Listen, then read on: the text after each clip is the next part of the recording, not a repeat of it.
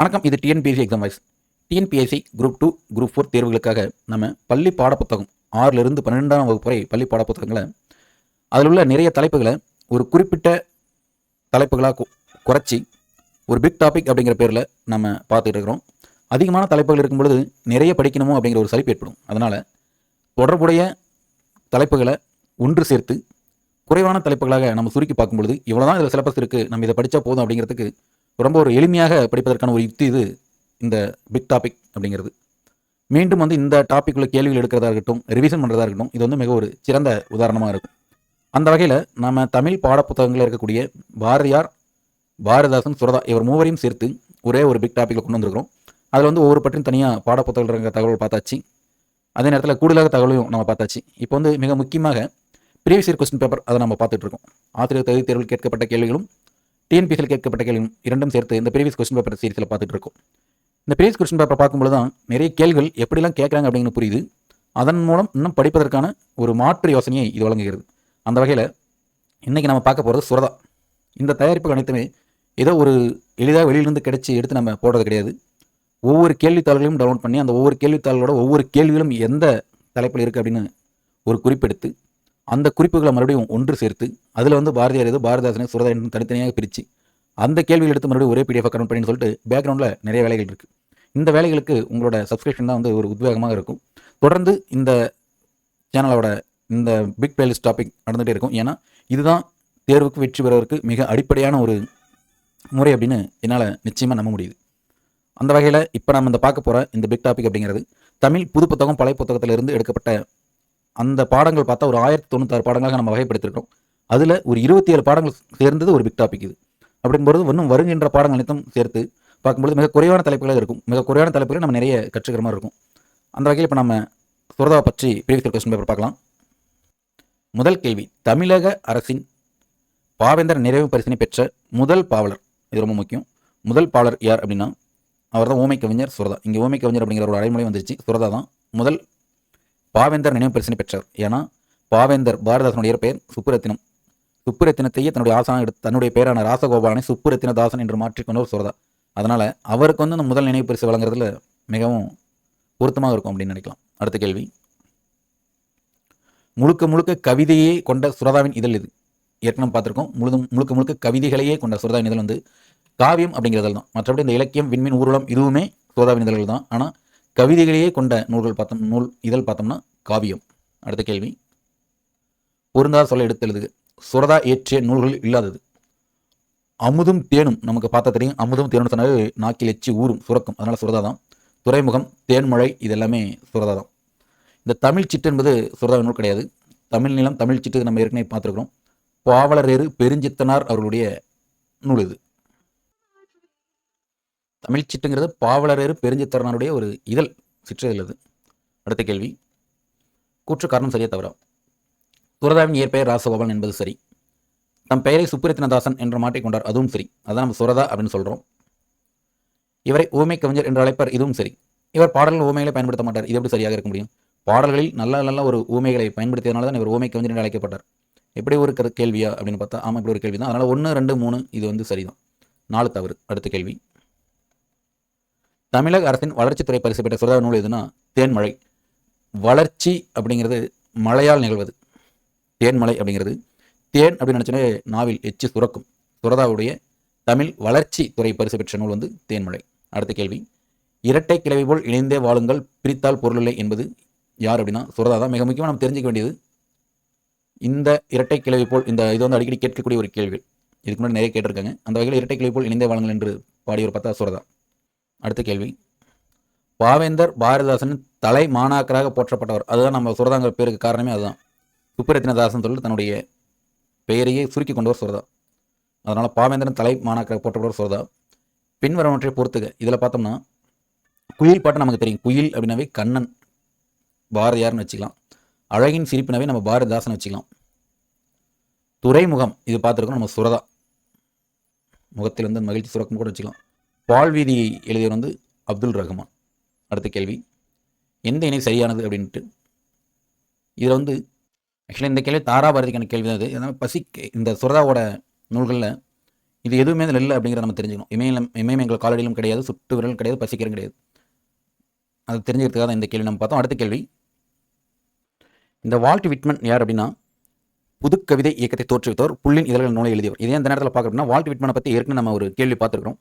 அது என்ன அப்படின்னா, பாரதியார் யாருடைய சாயலில் வசன கவிதையில் எழுத தொடங்கினார் அப்படிங்கிறதுக்காக வால்ட் விட்மன் அப்படின்னு நம்ம சொன்னோம். அதனால தான் இந்த கேள்வி நான் திரும்ப ஒரு ஞாபகம் பண்ணுறேன். இப்போ பாரதியார் யாருடைய சாயலில் வசன கவிதை எழுதினார் அப்படின்னா வால்ட் விட்மன். யார் இந்த வால்ட் விட்மன் அப்படின்னா புதுக்கவிதை அப்படிங்கிறது தோற்றுவித்தார் அப்படிங்கிறது தெரிஞ்சுக்கிறதுக்காக நான் இதை சொன்னேன். அடுத்த கேள்வி, கீழ்கண்டவற்றை படித்து சரியானவற்றை தேர்வு செய்க. ஓமை கவிஞன் சூரதாவின் இயற்பெயர் தி. ராசகோபாலன் என்பது சரிதான். இவர் பழையனூரில் பிறந்தார். இதுவுமே சரிதான். பழைய சோரசனாவே நம்ம வாயில் எச்சில் சுரக்கும். அடுத்தது, துறைமுகம், சோரம், சுண்ணாமும் முதலியன இவருடைய சிறுகதை நூல்கள் என்பதுதான் தவறு. ஏன்னா இவருடைய சிறுகதை நூல்கள் கிடையாது, அது நூல்கள் தான். அது நான் குறிப்பாக சொல்லப்போனால் அது கவிதை நூல்கள், அதுதான் முக்கியம்.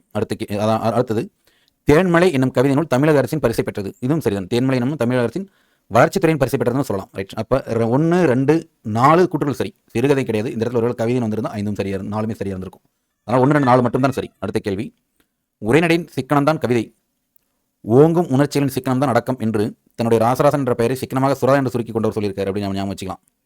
உரைநடையின் சிக்கனம் தான் கவிதை, ஓங்கும் உணர்ச்சிகளின் சிக்கனம் தான் அடக்கம் அப்படின்னு சொல்லியிருக்காரு.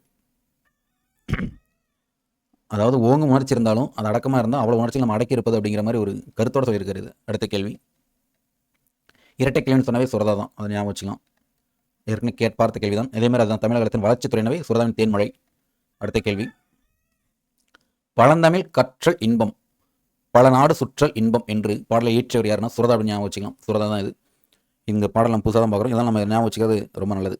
பழந்தமிழ் கற்றல் இன்பம், பல நாடு சுற்றல் இன்பம், சுரதா. அடுத்த கேள்வி, ஊமை கவிஞர் சுரதா இயற்பெயர் ராசகோபால், நமக்கு தெரியும். ஊமை கவிஞர் சுரதா இயற்றிய நூல் எது அப்படிங்கிறது தேன்மலை, நமக்கு தெரியும். தமிழக வளர்ச்சித்துறை பரிசு பெற்ற நூல். நிலவு பூ, இது எழுதுனது யாருன்னா சிற்பி எழுதுனது. சூரியகாந்தி எழுதுனது நான் காமராசன் அவர்கள். பூங்குடி எழுதுனது கவியரசர் முடியரசன். நம்ம கவியரசர் அப்படின்னு பார்த்துக்கிறோம். கவியரசங்கிற பட்டம் கவியரசர் முடியரசன் எழுதுனதுன்னு சொல்கிறோம். இந்த கவியரசருங்கிற பட்டம் இதே சுரதாவுக்குமே கொடுத்துருக்காங்க. அதே நேரத்தில் நம்ம அதிகமாக கவியரசன் சொன்னால் கண்ணதாசனே சொல்லலாம். இந்த கவியரசங்கிற பட்டம் இந்த மாதிரி 3 பேர்த்த சொல்லுது. இது தேன்மலையை ஏற்றியதும் கவியரசர் தான், பூங்குடியை ஏற்றியதும் கவியரசர் தான். வித்தியாசம் என்னன்னா தேன்மலை ஏற்றியது கவியரசர் அப்படின்னு பெரும்பாலும் அழைக்கப்படாத, ஆனால் ஊமை கவிஞர் என்று அழைக்கக்கூடிய சுரதா பூங்குடியை ஏற்றியது கவியரசு முடியரசன் அப்படிங்கிறது தான் இயல்பாகவே நம்ம சொல்லக்கூடிய விஷயம். அடுத்த கேள்வி, சோகம் தராதவன் அசோகன் என்று கூறியவர் சுரதா. இந்த ஊமையை கையாளக்கூடிய இந்த ஒரு விஷயத்தினால தான் ஒரு ஊமை கவிஞர் அப்படின்னு வச்சுட்டாரு. எப்பயுமே சோகம் தராதவன் அசோகன் என்று கூறியவர் சுரதா. நம்ம எந்த ஒரு விஷயத்துக்கும் ஆசை ஏற்றோம்னா அதுக்கு எதிர்மறையாக இருக்கும். இப்போ சுபம் அப்படின்னு ஒரு விஷயத்தை நம்ம சொல்கிறோம் அப்படின்னா அசுபம் அப்படின்னு சொல்லுவோம். அப்படின்னா சுபம்னா மங்களகரமான ஒரு நிகழ்ச்சி, அசுபம் அப்படின்னா அப்படி இல்லை, அது வேற மாதிரி நிகழ்ச்சி அப்படின்னு. தர்மம் அப்படின்னு சொன்னோம்னா நம்ம தர்மம் செயல் செய்கிறது, கொடை கொடுப்பது அப்படின்னு சொல்கிறோம். அதர்மம் அப்படின்னா அதற்கு எதிரானது. அந்த வகையில் தான் சோகம் என்பது நமக்கு கடினமான ஒரு துன்பம். அதை தராதவன் அசோகன் அப்படின்னா அவ்வளோதான். அசோகம் அப்படிங்கிற மாதிரி அந்த ஒரு ஊமையை சொல்லி மனதில் இருத்தி அதை சொல்கிறதுனால தான் இவர் ஊமை கவிஞர் அப்படின்னு சொல்கிறாங்க. அடுத்தது, சுரதா எழுதிய நூல்கள் தமிழ் வளர்ச்சித்துறை பரிசுன்னு சொன்னாவே அது தேன்மலை தான். அடுத்த கேள்வி, இது இதுக்கு மேலே ஆசிரியர் தகுதி தேர்வு கேட்கப்பட்ட கேள்விக்கு வந்துட்டோம். அதில் தமிழக அரசின் கலைமாமணி விருது பெற்றவர் சுரதா என்பதை ஞாபகம் வச்சுக்கலாம். பாரதியாருக்கு பெரிய விருது கொடுத்த மாதிரி தெரியல. அடுத்த கேள்வி, ஊமை கவிஞர் சுரா பெறாத விருது, கலைமாமணி விருதை பெற்றிருக்கிறாரு, பாரதிதாசன் விருதையும் பெற்றிருக்கிறாரு. பாவேந்தர் பாரதிதாசன் விருதை முதலில் பெற்றவர் அவர் தான். பாரதிதாசனுடைய தலை மாணவராக அறியப்பட்டவர். பாரதிதாசனுடைய பெயரே தன்னுடைய பெயரை வைத்துக் கொண்டவர். ராசராசன் விருது, அவரோட பெயர் ராசகோபாலன் தான். இருந்தாலும் ராசராசன் விருதையும் பெற்றிருக்காரு அப்படின்னு நம்ம ஏற்கனவே பார்த்துருக்கோம். தாமிரத்திர அப்படிங்கிற பத்மஸ்ரீ விருதை அவர் பெறவில்லை. இதுதான் சரியான விடை. அடுத்த கேள்வி, தேன்மலை அப்படின்னு சொன்னாவே தெரியும். தேன்மலை சுரதா, தமிழக அரசின் வளர்ச்சித்துறை பரிசு, நமக்கு ஞாபகம் இருந்துகிட்டே இருக்கணும். அடுத்த கேள்வி, ஊமை கவிஞர் அப்படின்னு சொன்னாவே இங்கே கேள்வி நாமக்கல் கவிஞர்னு கொடுத்துருக்கு, இது தப்பு. ஊமை கவிஞர் அப்படின்னு சொன்னாவே சுரதாவை குறிக்கும். அடுத்த கேள்வி, அவ்வளோதான். இந்த தொகுப்பில் இது வரைக்கும் இருந்த நடைபெற்ற டிஎன்பிஎஸ்சி மற்றும் டிஎன்டிடி கேள்விகளிலிருந்து சுரதாவை பற்றிய கேள்வி நம்ம தனியாக எடுத்து பார்த்தாச்சு. இந்த வகையில் இந்த தொகுப்பு, இந்த பிக் பிளேலிஸ்ட் டாபிக் இந்த காணொலியோட முடிவடையுது. இந்த காணொலி என்னென்ன, இந்த பிளேலிஸ்ட்டில் என்னென்ன இருந்தது அப்படின்னா, தமிழ் பள்ளி பாட புத்தகத்தில் 6ஆம் முதல் 12ஆம் வகுப்பு உள்ள புத்தகத்துடைய பாரதியார் பாரதிதாசன் சுரதாவுடைய அந்த ஆசிரியர் குறிப்பு, புது புத்தகம் பழைய புத்தகம் ரெண்டையும் பார்த்தோம். நூல்கள், அந்த பாடல்கள் அப்படின்னு பார்த்தா புது புத்தக பாடல்கள் மட்டும் பார்த்துச்சு. அதே மாதிரி ப்ரீவியஸ் கொஸ்டின் பேப்பர் ஃபுல்லாக பார்த்தோம். சில கருத்துக்களை சொல்கிறதுக்காக சுரதா பாரதியார் பாரதிதாசனுடைய ஒற்றுமைகளுக்கு ஒரே பிடிஎஃபாக ஒரு காணொலியில் பார்த்தோம். ஆக மொத்தம் இந்த சுரதா பாரதிதாசன் பாரதியார், அதாவது பாரதிதாசன் பாரதியார் சுரதாவோட மெயின் டாபிக் இது. இதில் இன்னும் பின்னாடி நம்ம பார்க்க போகிறது என்னன்னா, இதிலிருந்து நம்ம வந்து கிரிட்டிக்கலான கேள்விகள் எடுக்கிறது. அதாவது இதை வந்து கோத்ரூ பண்ணிட்டு இயல்பான கேள்விகள் ஈஸியாக அடிச்சிடலாம். இப்போ இந்த ப்ரீவியஸ் கொஸ்டின் பேப்பரில் பார்த்த பல கேள்விகள் வந்து நமக்கு திரும்ப திரும்ப கேட்ட கேள்வியாக இருந்தாலும் அதை ஈஸியாக அடிச்சிடலாம். இருந்தாலும் அதை விட நுணுக்கமான கேள்விகள் கேட்க முடியும் அப்படின்னா பின்னாடி வந்து பெஸ்ட் எக்ஸாம் அப்படின்னு சொல்லிட்டு ஒரு இது வரும். அதில் இந்த பகுதியிலிருந்து கேள்விகள் கேட்கும்பொழுது தனியாக வந்து ஒரு கேள்வி பதில் பகுதியாக அது வரும். இப்போதைக்கு அடுத்த பகுதியாக திருக்குறள் நாம் எடுக்க போகிறோம். மிகவும் முக்கியமான ஒரு தலைப்பு அது. திருக்குறளை பற்றி கண்டிப்பாக கேள்விகள் வரும். வெவ்வேறு விதங்களில் வரும். பொதுவான திருக்குறள், திருவள்ளுவரை பற்றி கேள்விகள் வரும். அது இல்லாமல் அந்த திருக்குறளை பற்றி வரும். மிக எளிதாக நடத்தக்கூடிய அந்த பகுதி தான். ஆரம்பத்தில் பார்க்குறப்ப திருக்குறள் படிக்கிறது கடினமாக இருந்தாலும் மிக எளிமையாக நடத்தும் பொழுது அருமையாக புரியும். மீண்டும் அடுத்த காணொலி சந்திப்போம். நன்றி, வணக்கம்.